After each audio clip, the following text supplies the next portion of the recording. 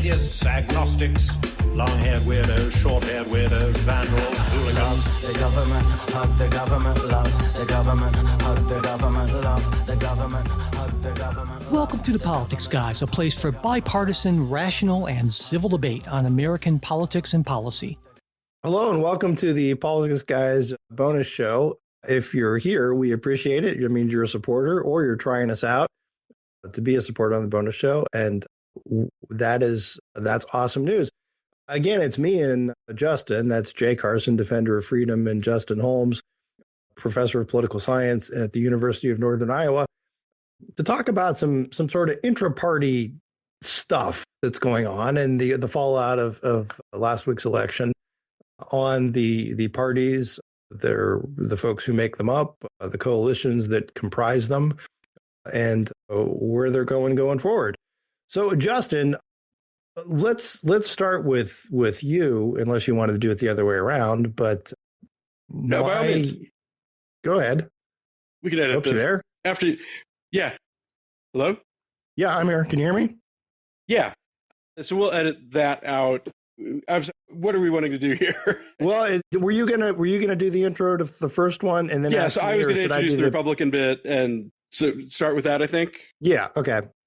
So let's do. I'll just then turn it over to you. So start recording again. I'm just making a note. We left it recording. So okay. Anyway. So Justin, what have we got? Yeah. So I think in general, sort of after an election, it makes some sense to take stock of where the parties are at, because obviously one party has won, and we want to think about sort of how they're going to govern and what sorts of things they might face. And obviously, in a two-party system, one party has to lose, and this is kind of the week that they have some soul-searching / circular firing squad, and talk about their fate as well. But I think I wanted to start with the Republicans. I guess, since they won, they get to go first. So we have clearly a pretty big shift here. We have now a Republican president.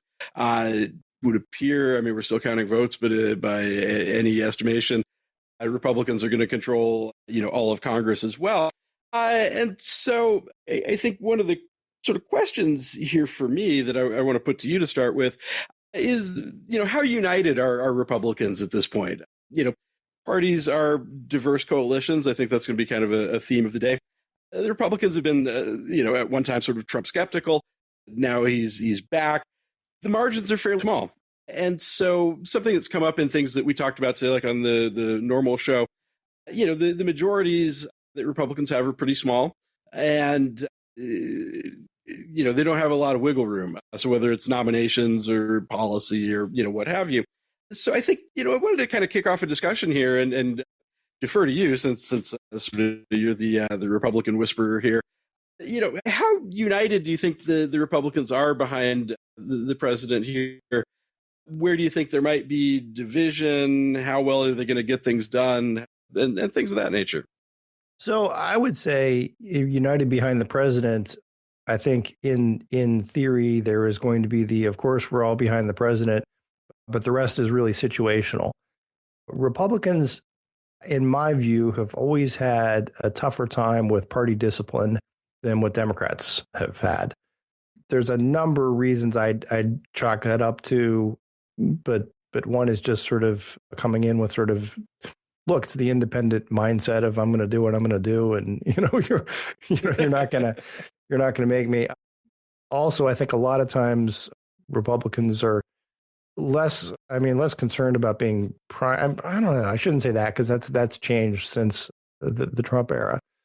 But I think there tended to be more independents, less party line voting among Republicans in general.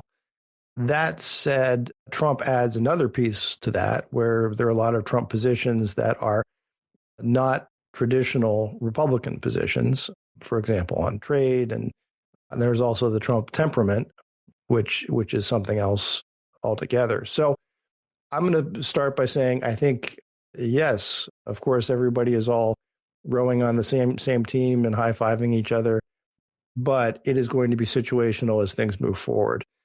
Something I meant to say on the show last week when we were talking about nominations is that, there are some structural things that the founding fathers thought about, and still I think prevail over party interest. Now, of course, the framers, for what is sort of weird reasons, right, didn't really foresee the rise of what they called faction, right, or they thought it could happen, but certainly didn't want it to happen. And thought they could control it in Federalist 10. Yeah, but they looked at these things in terms of more of individual ambition, checking individual ambition, or institutional ambition, checking institutional ambition. And I think that still works, right? Something to consider is that senators are elected to 6-year terms, presidents are elected to 4-year terms, and Trump is a lame duck as soon as he takes office. That said, I think some newly sworn in members of the Senate, as loyal as they may be to Trump, also realize they're going to be there longer than he is. They will run after he's gone. And I think that's something. And I think the election of John Thune as Senate leader I think that sends something too of he says, of course, he's all with the president, which is what you would say, but he's not committing to any specifics. So I think you can say Republicans are going to be unified. Are they going to be unified in terms of 100% Trump loyalty, in that they would confirm a Matt Gaetz? I don't know about that. Likewise, I think there will be some Republican pushback from the Chamber of Commerce type folks when we get to talking about tariffs and things like that. So it's never an easy lift, I think, for Republicans to get all of their people rowing in the same direction.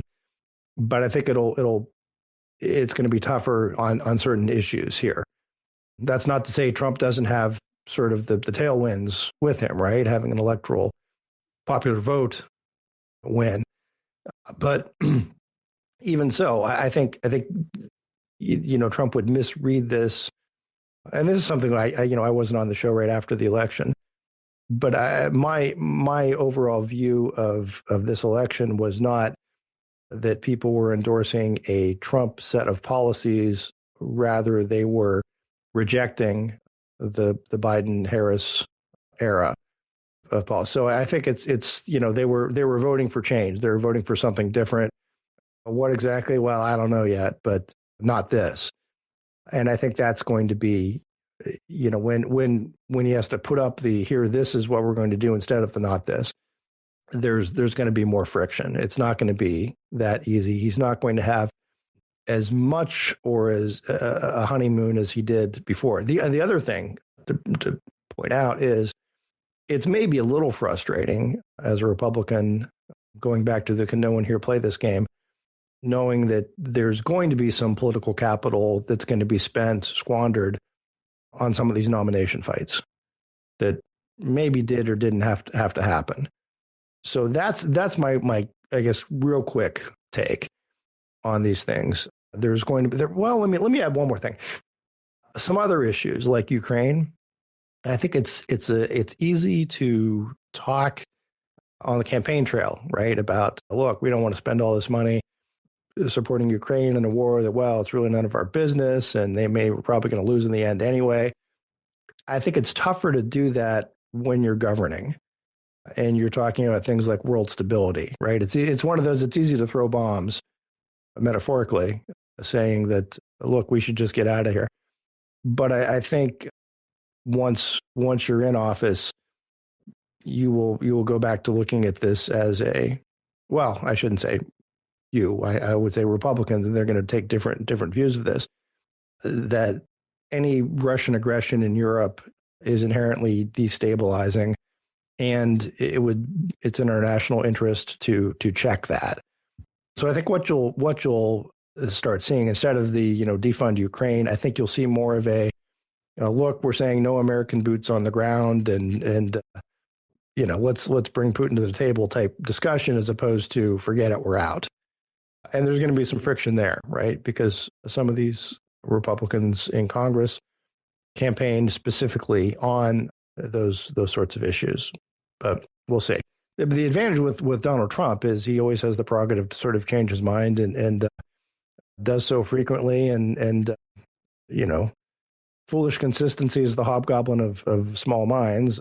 So Donald Trump tends not to feel bound by anything he may have said or thought before. So in that way, the situational, his ability to adapt, I think, puts him in a good position of saying, "Oh, this was kind of my idea all along." So, yeah, I think you and I have clashed a little bit about whether the Democrats or the Republicans are less organized, in the past, and it's a little hard to quantify, maybe, but the one I think kind of inflection point, in general, I guess just in general, what we've seen is the parties are a lot more lockstep than they used to be in Congress, in terms of how often they vote together.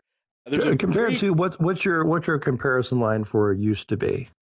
Like more so than 1980 or more so than 1840? So we're talking 50s to now.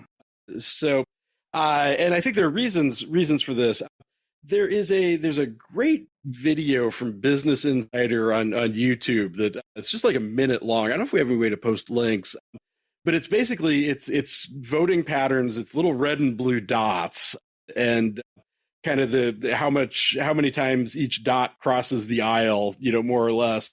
And what you see kind of at the beginning of that, they start in about 54, 56, is, party always matters. It means something to be a Democrat. It means something to be a Republican. Obviously, Republicans vote with each other more than they vote with Democrats, but there's like a lot of overlap. And by the time you get to like the late 90s up through now, you have these two very separate clouds with no links between them, kind of no shared votes, et cetera. And occasionally you'll have one person that's very lost. There was one, it was a Texas Democrat on one of the years that only votes with Republicans, oddly enough. Just, well, no, I get those guys. Yeah. Yeah, you get those. Like that's like a Joe Manchin type vote almost. Yeah. The guys that missed the realignment, bit at some point. But what you see pretty clearly, you one question that comes up, is kind of, is one party. When we talk polarization, which is I think what has really happened. What we can say unequivocally is that the parties do vote together more consistently. So you can quantify that, essentially what political scientists will do. They've got an index that looks at kind of dissension on bills where there's political disagreement. So, you throw out all of the, post office namings and things like that. And that those party unity scores that go from kind of 0 to 100, they've gone from 60 to like the mid 90s, over that period. And kind of the real inflection point was the Contract with America Congress, where, kind of Gingrich gets there first a little bit through both kind of recruitment and effectiveness, and what you see is that both parties are pretty unified now. But I do think, the Republicans, I think, the Freedom Caucus in particular has been an issue for them for a while, in terms of hanging together. And I always come back to John Boehner, and he looked so sad all of the time, kind of having to wrangle the Republican, caucus. And actually one of the happiest I've ever seen him after it's such a crazy story. It's like the Pope comes to town and the next day he just quits Congress. Right. And, it's one of my favorites. But Politico did an interview with him, 6 months later, literally sitting on his riding mower, drinking a beer and smoking a cigarette. Right, smoking a cigar, yeah. It was the happiest I have ever seen John Boehner to just be rid of all of that. So, so I for me, there's always been this question, and I get this from students sometimes, as well, in terms of the future of the Republican Party, or is Trump different and such. And, I think that's kind of what is motivating this question a little bit. And we've got, obviously in the House, we've got kind of this Freedom Party, breakaway, Freedom Caucus kind of breakaway. But then, Trump is different in certain ways. And in a lot of ways, he's not, in terms of policy. I mean, in his heart of hearts, I have no idea what he actually supports. But in terms of stated policy goals, I feel like the main places he breaks with, what had been Republican orthodoxy would be trade and kind of a more isolationist, foreign policy. But I do, so then I think the question becomes kind of on those, because those are big ticket items, for him. If we think about kind of what he's running on, it is sort of an isolationist foreign policy. It is, tariffs in particular, comes up repeatedly. And, I would also argue that, while Republicans have had qualms with illegal immigration for a long time, the degree of emphasis and also some of the particulars give me some suspicions about people potentially breaking ranks, with them, as well.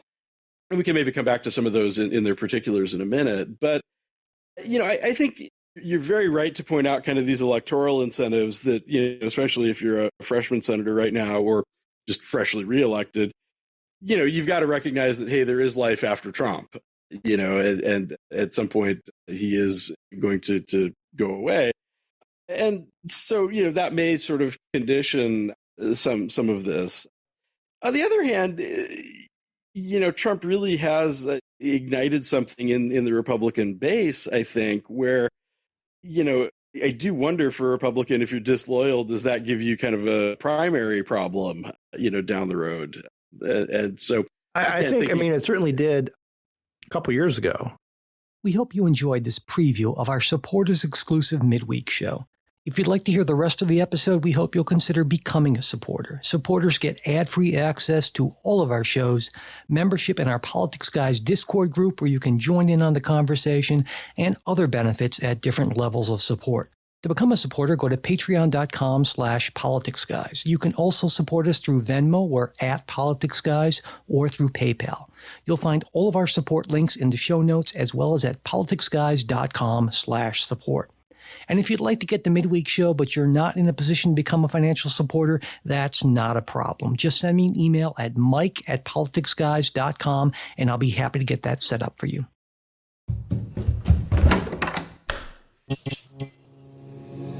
This podcast is part of the Democracy Group,